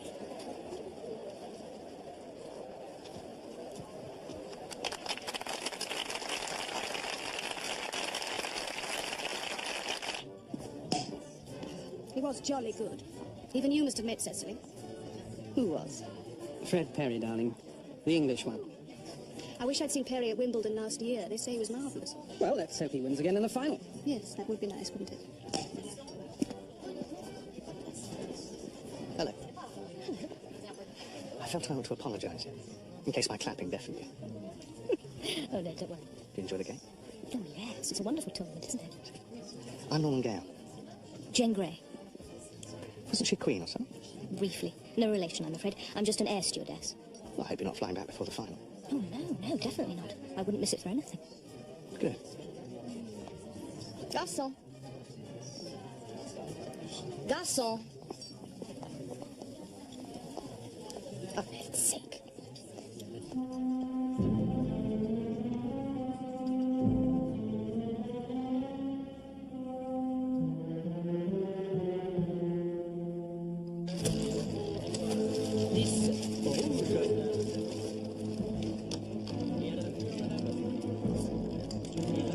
Faites vos jeux. jeux, mesdames et messieurs, faites vos jeux.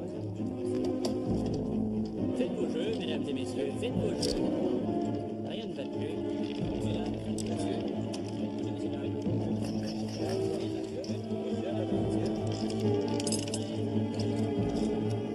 Noir. Faites vos jeux, mesdames et messieurs, faites vos jeux.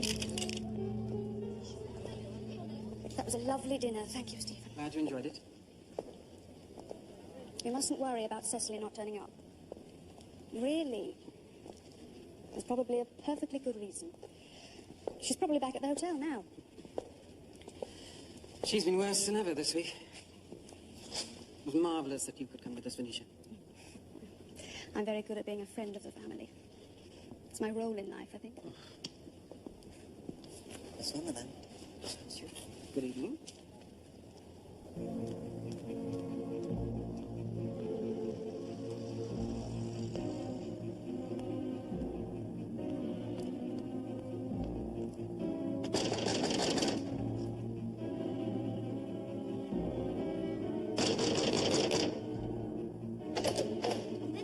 Madame Giselle, s'il vous plaît. Le premier.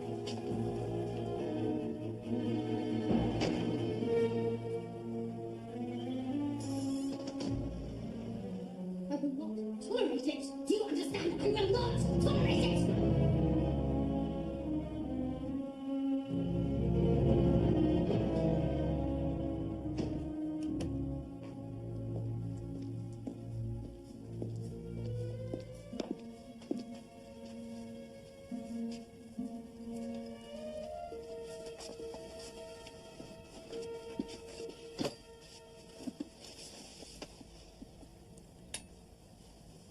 No, darling. Can't you sleep? It's 3 o'clock. Is it? Did you see her? Who? That woman. I might have paid her just a little visit, Stephen. On the other hand, I might not. I suppose you went to the casino. I might have spent just a few francs, yes, Stephen, I must confess. I'm not helping any more, Cecily. I'm simply not. You'll just have to tell her. Don't get so excited, darling.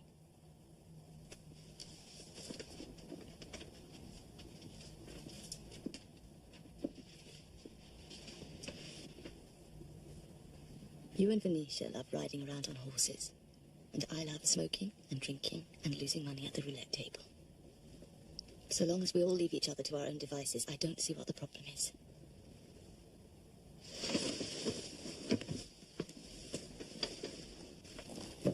I'm going back to London in the morning.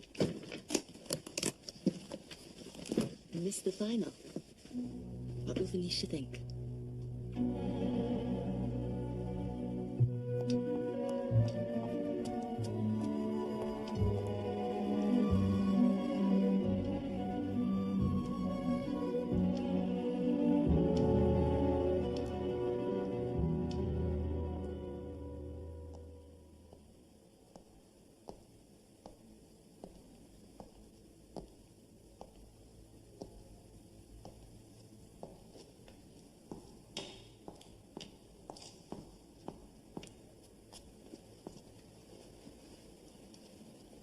Ah, mademoiselle.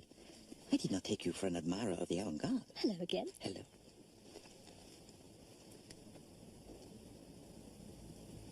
You're a little baffled by what you see? Yes, I'm afraid I am, actually. Well, it's hardly surprising, mademoiselle. The surrealists, you see, they free themselves from the demands of logic.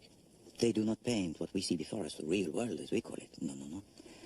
No, they struggle to express the unconscious, the dream world. Though one cannot approach the work in a way that has logic. You have to experience it. You have to open your mind to it. That is all. Come, I will show you more. So, Mademoiselle Gray, how does the world look now that the surrealists have opened your mind to it? It's all looking a little strange now, actually, but I'm sure it's only temporary. It's been fascinating meeting you, Mr. Poirot. Ah, no. You are too kind. No, it has. But now there's a little bit of Paris I'd like to show you. Somewhere I'm almost sure you've never been. Oh, I've seen much of Paris, Mademoiselle Gray. Do not be so sure.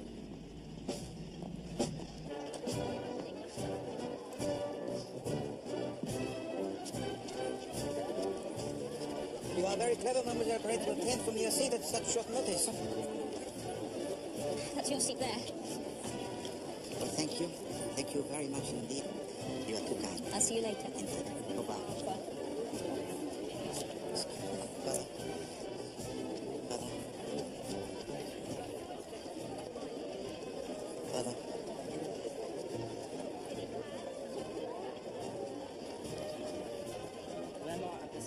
I really don't know why you're staying, Cecily. Why didn't you go back with Stephen? Perhaps because even this is preferable to being stuck in the country with all that mud and horse manure. Oh, you must have known what it was like before you married him. One never knows what one's husband is like before one marries him. That's one of the problems with marriage.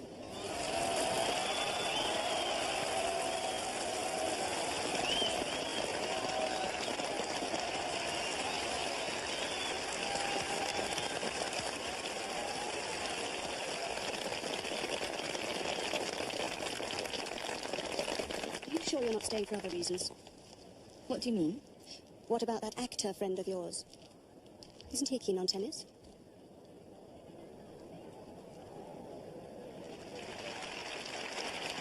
Rentre partout.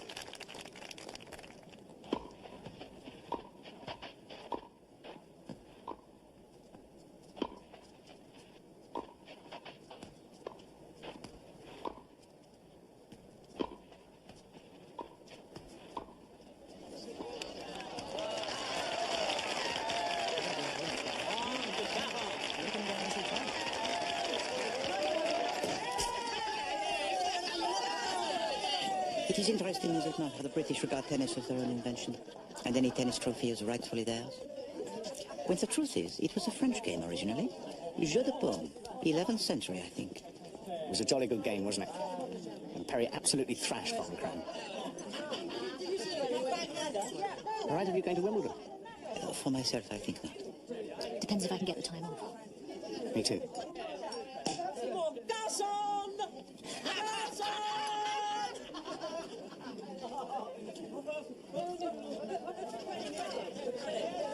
You've had enough, Cecily.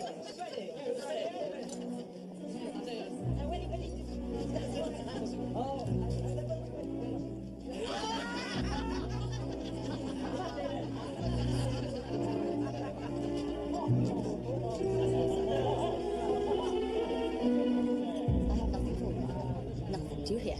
The cupboard is bare. No more money, comprenez?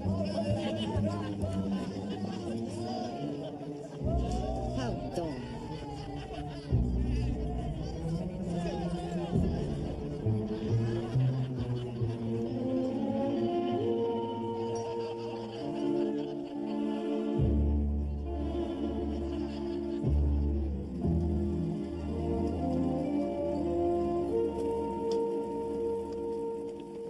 Good morning, sir. Welcome aboard. I hear Miss Gray will be travelling with us, ready to cater for our every need. How delightful. A little party. Ah, and there are two more to join us. Two more aficionados of the game of tennis. Oh, yes. Yes, I saw them yesterday. What a coincidence. No, Monsieur Kerr. It is not a coincidence. You will go to Paris for the tennis finishes, you go home. What could be more logical? Bonjour, monsieur. Le bouger, s'il vous plaît.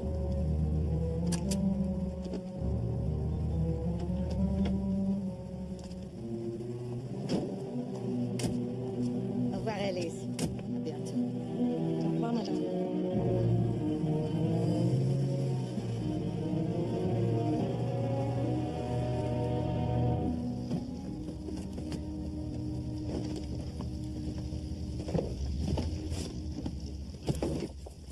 Good morning, sir. Good morning. It'll be in here, sir, if you need it. Thank you. Morning. Good morning. You're at the end, Mr. Gale, on the right. Call me Norman if you like. I should have a rug if I may. Thank you. Your hat, sir. Thank you very much.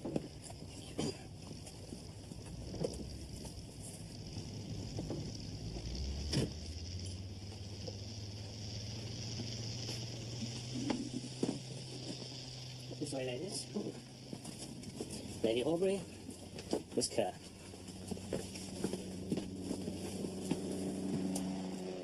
Is everything all right, Mr. Dupont? Yes. Would you like me to take your case for you? No. It contains valuable archaeological pieces. Equatorial African pipes, you see? For a lecture I'm giving to the British Archaeological Society. Really? How interesting. If you'll excuse me.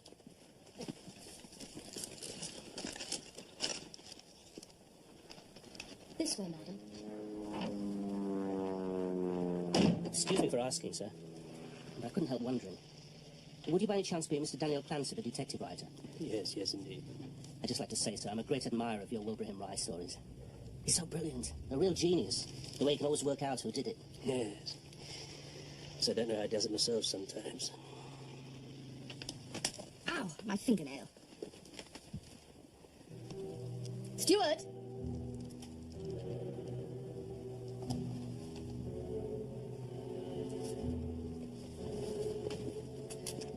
Steward!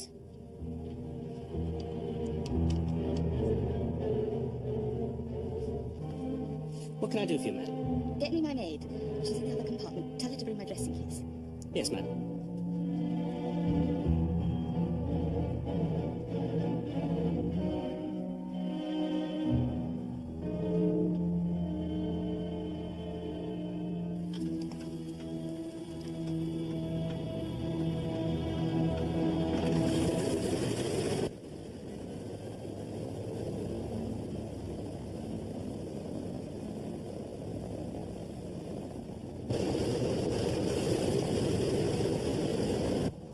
Thank you, Madeline. That'll be all.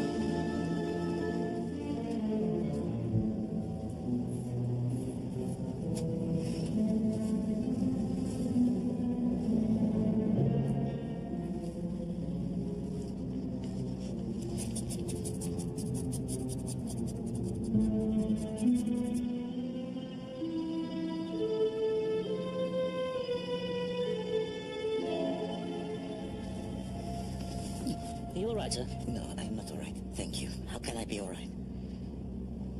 Would you like something to drink, sir? No, thank you. Mon estomac.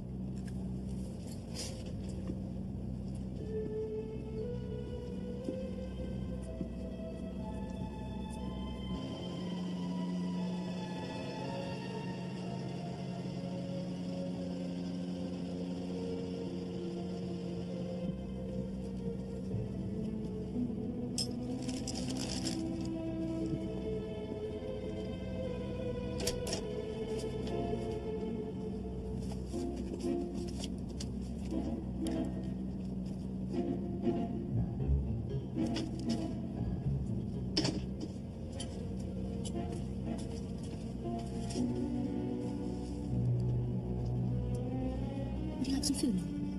Yes, please.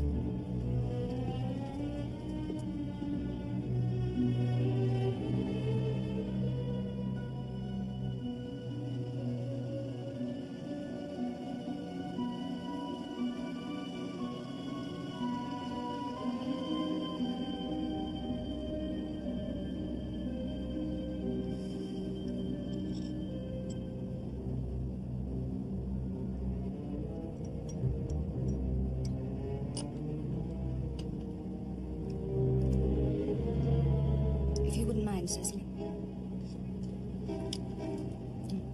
My throat. Of course not, dear.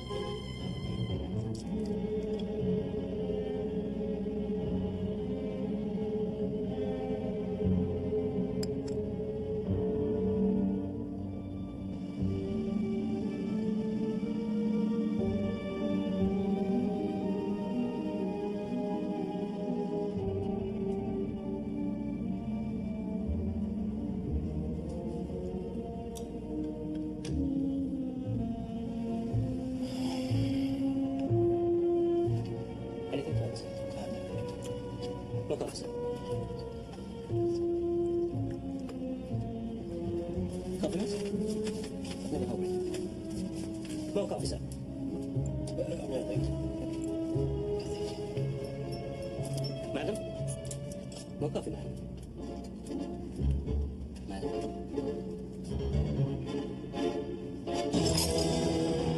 God. Is there a doctor? What is it? Is anyone a doctor? Well, again, sister, if I can be of any help. What is it? What has happened?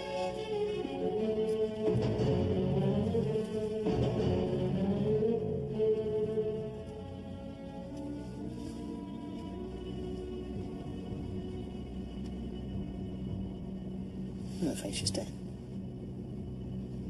What is it, a fit? No. No, I think not. Regardez. It's a wasp sting. I killed a wasp with my cup. Yes, I saw it too. People do die of wasp stings. You must get back to your seats, please, gentlemen. We're about to land. Qu'est-ce que c'est que ça? Another wasp?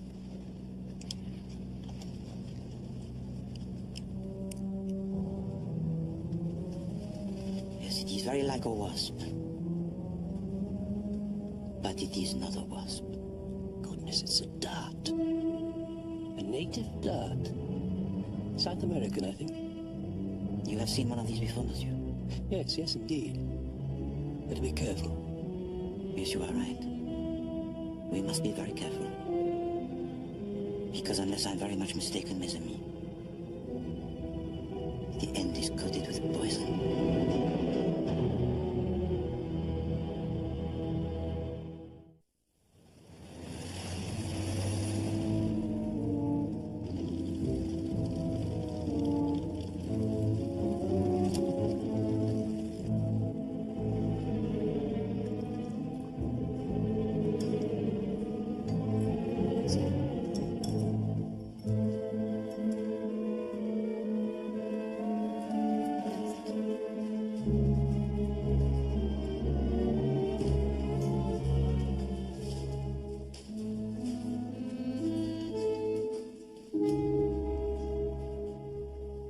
I'm extremely sorry, ladies and gentlemen.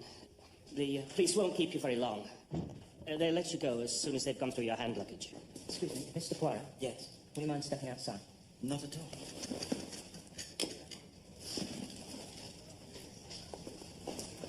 I knew there was something suspicious about him. Didn't I say? Thank you. Well, well, seems you can't even fly on an aeroplane now without somebody getting murdered. I've been onto the Sûreté in Paris. Spoke to a chap called Fournier. Inspector Fournier? No. I asked him to find out about the murdered woman, but he knew all about her already. Her name's Giselle. Marie Giselle. Well-known moneylender. Specialised in lending to society people. Always kept an ear open for their latest scandals and then used them to blackmail them when they got behind with their payments. Anyway, what can you tell me? I gather you were sitting just a few yards from the scene of the crime. Unfortunately, Chief Inspector Jacques, at the time of the murder, I was asleep. Asleep? Really? Oh, well, well. Still, I dare say you have a theory or two about who committed it. How could I possibly have a theory, Chief Inspector, when I still do not fully comprehend what happened? A bit odd, though, don't you think? Death by poisoned dart on a British aeroplane. Bizarre, isn't the word? John Dupont. Large book. In French. Cigarette holder. Ivory, I should say. Small notebook. Full of scribbled notes. Ornamental hollow tubes. African pipes, I think you will find. I was not asleep all of the time, Chief Inspector. I heard Monsieur Dupont tell it to the air stewardess, Mademoiselle Jane Grey. Monsieur Dupont, he is an archaeologist. Could be what we're after. What exactly are you after, Chief Inspector? Well, the question I'm asking myself, Poirot, is how did the dart get into the body? You refer, I assume, to the method used by the South American Indians, who shoot the native thorns, such as was discovered by the body, through the wooden tube, n'est-ce pas? Well, yes. But how do you know about South American Indians? Because I have talked to Monsieur Daniel Clancy. The well-known writer of the detective stories? And creator of the celebrated gentleman detective, Monsieur Wilbraham Rice? No?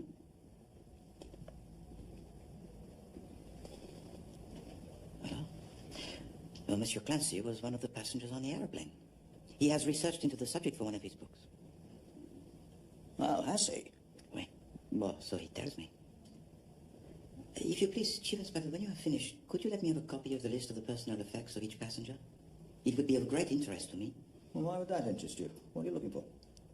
I do not know. All I know is that I pursue the object that will hold the answer to a question that troubles me. But such are the dilemmas with which we daily struggle, are they not? Excuse me.